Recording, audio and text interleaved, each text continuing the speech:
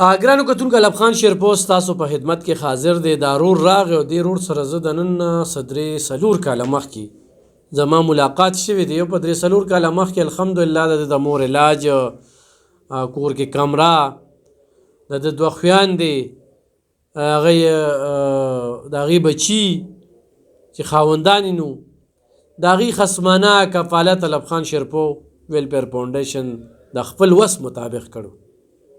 هغه ټیم کې هم د دا سره ظلم کېده، د هغې خلاف هم ورله اواز پورته کړو. څلور کاله پس دی راغی او بل ورځې راته د کور ویډیو هم رالیږلی وه، یو څلور ورځې مخکې ما ورته دفتر ته راشه او خورکۍ په کراچۍ کې دی، هغې هم ټلیفون کړی کور ولا ظالمانو سوځولی دی او په کور کې ولا کپړې هم نه دي پرېښې. دا ده چې دا په تن کمې کپړې دي نو دی هم د چا نه واغستې. زه دا یې خلکو تاریان یم چې په دې تاسو له څه درځي چې تا د کور ټول سامان ورسو سوځو. نو یو خو د دغې مذمت کوم او لعنت ویم په دغه خلکو. دویم مې ورته دا وي چې الب خان شیرپو ویلفیر فاونډیشن د دې 400 ګوټ ته الحمدلله رسېدلي. دا د پلوسا دی، پلوسی چې کومه ده هغه یونیورسټۍ سره ډېرونه ډېر مخکې غندل خان کورونه ورته وي، خو څه دا غځې اوسېدونکي دي. نو مراده دا ولې او په څه؟ السلام علیکم. داسې کار دی، زه ماسخوتن لمونځ مې وکړو او زه سمداستم تلاوت مې وکړو چې سمداستم بچي مې سمداستل. د شپې 12:30 بجې وې، زما یو ګاونډي راغی او په ورې راکېښوی، ما ته وایي پاسه پاسه کور در روان شو. په دې کوټه مې اور لګېدلی او دا یو دوندوکار یو رغه و، خو دونه زما ذهن کار نه کوي چې زه آخر غلطي زما څه ده، ګناه زما څه ده. پاکوټی را د پېټرول اچولي وو، اغوستې جامې هم راته نه دي پرېښې، زما د بچو د اختر جامې وې، زما د غاړې جامې وې، زما د کار، زما د مېلمستیا چې کوم خوا تلم راتلم پاکې کپړې به مې ځوړندې وې، په هغې هم راته پېټرول اچوي. قرآن شریف هم ضعیف کړی دی او هغې هم شهید کړی دی، په هغې هم پېټرول اړولي او سېزلي دي، د الله نامې هم سېزلي دي. خو تاسو دا یقین نه راځئ یو سړی وایي ما سل ګزه ټوپلې بلې دا ګزه دا میدان. زه تاسو ته ثبوت ښیم، حقیقت درته ښیم. زما په کور کې بیډ، کټونه، بسترې، جامې چې څه الله ګواه دی، روژه مې په خولې لا اله الا الله محمد رسول الله کو زه تاسو ته دروغ وایم. دا خدای ګواه دی. نن چې زه دې کیمرې ته ناست یم، زه ډېرې خپلې بېوسۍ کېنولم او که یو سړی حقیقت ګوري، زه به ورته د خپل کور پته وغواړم او را دې شي. ما له پرون یو سړي د خدای په رضا یو 3000 روپۍ راکړي دي او په هغې باندې ما خپلو بچو ته هغه وړو لږې سودا واچوله چې زما دومره درک نه لګي. زما هغه کوټې چت یې سوځولې دی، زما کټونه هر څه یې سوځولي. اخر زه خپل فریاد چا ته وکړم؟ نن زه دې کیمرې ته د خپل ژړا او د خپل بېوسۍ له لاسه کېناستم. ما ته د خپلې ګناه وښیي چې زما ګناه څه ده، زما خطا څه ده. نه مې چا سره دښمني شته، نه مې چا سره زیاتي شته، نه را سره، خو بس الله ویني. خو به هر حال زه نن ډېر د بېوسۍ نه کېناستم، خو د چا څه لاس امداد څه د وسه کېږي ما سره دپاره د الله کې نه خیرمار یم نه سوالګر یم او نه درنه په سوال غواړم. دپاره د الله غواړم د هغه الله نه، خو د هر یو شي دپاره الله پاک خپل یو وسیله پیدا کړي. او بس د خدای تعالی غریب هم د رمضان میاشت ده، که چا سره مې زیاتې کړي نو خدای دې رانه وباسي او که نه څوک را سره کوي نو بس خدای ګواه دی، الله یې ویني. زه خو چا سره څه زیاتې ما هېڅ هم نه دي کړي، بس الله شته که نه. راپورټ یې کړی؟ FIR مې کړی دی او اماني راپورټ مې کړی دی.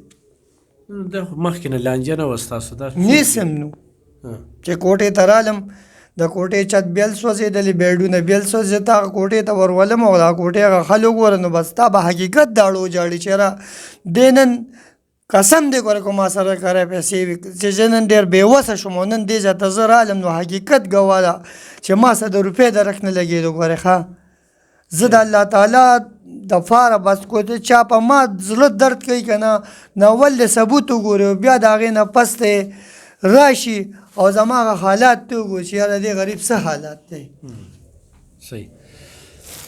دا ونیسه دا د ټیلپي د طرف نه لوښي دي، پیزار دی او پکې کپړې هم دي. ستاسو ډېره مهرباني، الله دې ستاسو ډېر عزت وکړي. دا ځان سره چې کوم دی دا نورې کپړې دا ځان سره دا ستا د تن کپړې نوې کپړې الله دې ستاسو عزت وکړي. ستاسو ډېره ډېره موبایل مهرباني. نمبر څه دی؟ 0317 699 5981 0317 699 5981. کله چا یقین ثبوت نه راځي رغد نه راځي مخې ته دې راشي. زه د باچا خان یونیورسټۍ د پلوس نه لاندې غندل خان کورونه زما کلی دی. زما د تره تربور نه دا تپوسو کې لا دا خلک دا ډرامې راپسې کوي چې یو شی چا په خپله نه کړی. زه خو دونه ظالم نه یم. دا د تسبیح را سره د الله د کور نه راغلی یم په اوداسه کې یم چې په تره تربور راپسې دا ډرامې کوي وي د پیسو دپاره خپل کور سېزلی. نو خپل کور څوک سېزلی شي خپل بچي څوک بربنډ کولی شي دا د منلو خبره ده. صحیح صحیح. ښه ګرانو کتونکو ټیلپي د طرف نه چې کوم دی دته لوښي دار څه دا موږ ته الحمدلله دا سیسټم روان دی. موږ سره نن سبا چې خلک په بغض کې دي نو نه پوهېږو چې د حضور پاک صلی الله علیه و وسلم په شان کې کم خلک ګستاهي کوي د هغې په ضد څوک اواز پورته کوي. هغه عاشقان نو هغه د دې خلکو بدې شي. دغه یهودي لابي والا قادیاني لابي والا نو الله دې ورسره پیښ شي. خو الحمدلله زموږ ضمیر خوشحاله دی والله ته تابع وو. ای خدای رانه څه راسه کار اخلي مړی دا یو جوړه تن باندې دا کپړه نه دی دا دې سړي دپاره دې وخت کې غنیمت دی. داسې ده که نه ده؟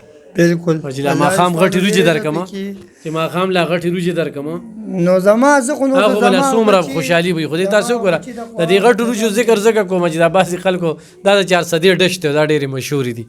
نو دا د دې ضرور دغه کوم او خاطر صاحب نه دی. خاطر صاحب پکې کال هم کړی وي دا بند دی که نو خاطر صاحب سره به زم په کال انشاءالله خبرې کوم. او خاطر صاحب زما ډېر خوښ وم ستا ویډیوز اپلوډ کوم م په خپل پیج م چمتې وګوره. خو په دې پیتې به خبرې کې هغه لنګرخانه به که نو خلکو نه د اکبر باچا لټان جوړ کړي نو هغه پیتي به و هغه نوړی به پکې چوکه کول او دا د ټول پاکستان میډیا کیمرې به وي. مونږ خو لا بیا هم پکې غټې روجې ورکوو او دا د 400 سوغات دی. دا خلک ډېر په شوق سره خوري. ګرانو کتونکو د دې رور سره مدد کولی شي تعاون ورسره کولی شي. ضرورتمند دی دلته راغلی فریاد له نو ضرور ورسره مدد وکړئ. ډېره مننه خوشحاله وباد اوسئ.